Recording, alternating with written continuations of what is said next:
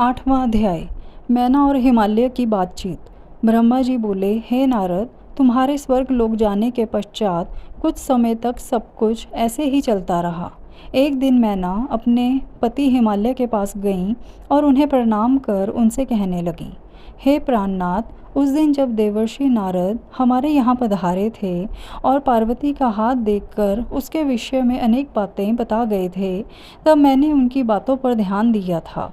अब पार्वती बड़ी हो रही है, मेरी आपसे विनम्र प्रार्थना है कि आप उसके विवाह के लिए सुयोग्य व सुंदर वर की खोज शुरू कर दें, जिसके साथ हमारी पुत्री पार्वती सुख से अपना जीवन व्यतीत कर सके।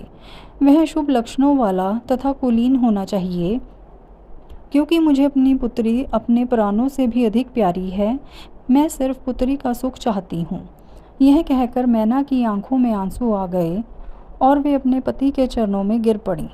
तत्पश्चात हिमालय ने अपनी पत्नी मैना को प्रेम पूर्वक उठाया और उन्हें समझाने लगे। वे बोले, हे देवी, तुम व्यर्थ की चिंता त्याग दो। मुनि नारद की बात कभी झूठ नहीं हो सकती। यदि तुम पार्वती को सुखी देखना चाहती हो तो उसे भगवान शिव की तपस्या के लिए प्रेरित करो। यदि शिवजी प्रसन्न हो गए तो वे स्वयं ही पार्वती का पानी ग्रहण कर लेंगे। तब सब कुछ शुभ ही होगा, सभी अनिष्ट और अशुभ लक्षणों का नाश होगा। भगवान शंकर सदा मंगलकारी हैं, इसलिए तुम पार्वती को शिवजी की कृपा दृष्टि प्राप्त करने के लिए तपस्या करने की शिक्षा दो। हिमालय की बात सुनकर मैना प्रसन्नतापूर्वक अपनी पुत्री पार्वती को तपस्या के लिए कहने उनके पास चली गई।